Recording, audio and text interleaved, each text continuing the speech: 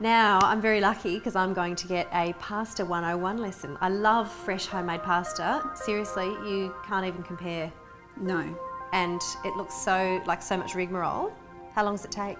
It's really quick pasta, homemade pasta. Really? It's very, very easy, yes. Okay. Very quick if you know what you're doing. All right, so Yes. how long would it take me to get from flour and eggs to spaghetti?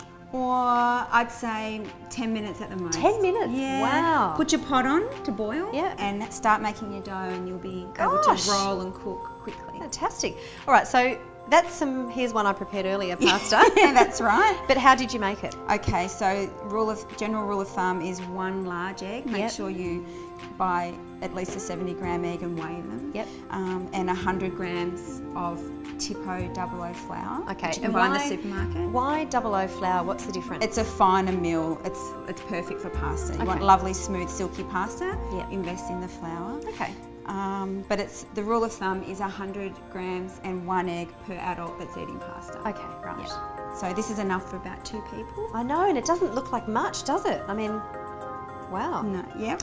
Okay, so I've actually got this machine at home. Yes, certainly. I use it every now and then. That's a good beginner's machine, one if you want to try it out, try your hand at pasta making. Yeah. Yep. And this one? Similar to that one. They both perform the same way. Yep. By rolling flat sheets and then cutting fettuccine or spaghetti. Yep. Same thing, but if you want to invest and buy something that's going to last, and if you're going to make pasta a couple of times a week, which you will if you've got a good machine. Well, it looks like a Rolls Royce of it's a pretty, pasta it's a beautiful machine. Yeah, right. It's very fancy, isn't it? Yeah, but they're quite light. And just show me how that... So this is your cutting attachment. It literally just slides on the side there like that. Okay, and then you just screw it onto your bench top. Yep. So usually I break it in half just to work with half at a time because you end up with long pieces of pasta. Yeah, you're right. But plenty of flour is good. Sorry, this is messy. Well, that's what kids love about it, isn't it? Oh, kids love it. Yeah. It's fun for kids and it's good to teach them that this is good, healthy, natural food. And just to know where noodles actually come from. Yes. Okay, so this you pass your pasta through the and it's on 0 setting at the moment. It's on Is that 0. the fattest? It's the fattest. We need to go on to a 1. Thank you, Nerida. It saves me I'm such a good helper.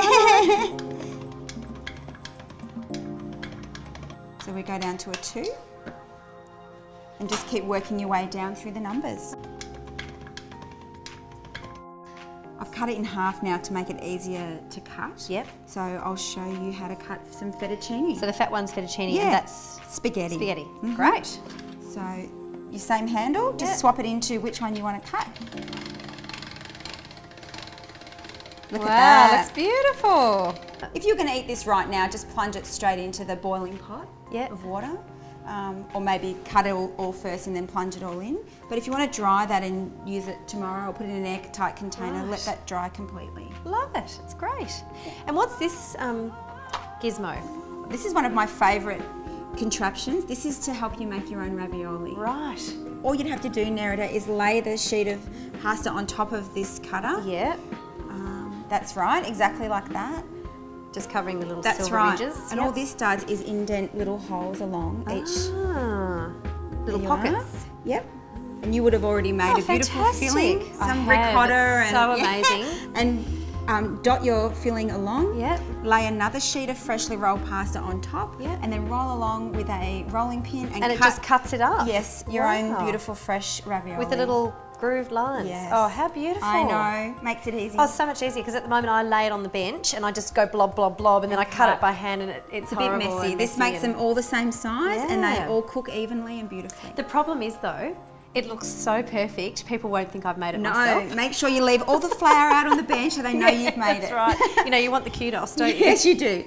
So the #1 tip with cleaning any pasta machine is to never ever wet it. Okay. You can wipe with a damp cloth around the outside, but just brush the wheels themselves with a pastry brush. Keep it in the box with the pasta machine just for brushing the pasta. Excellent. All right, well, can you stick around and show me a couple of other little things Sure. too? Fantastic.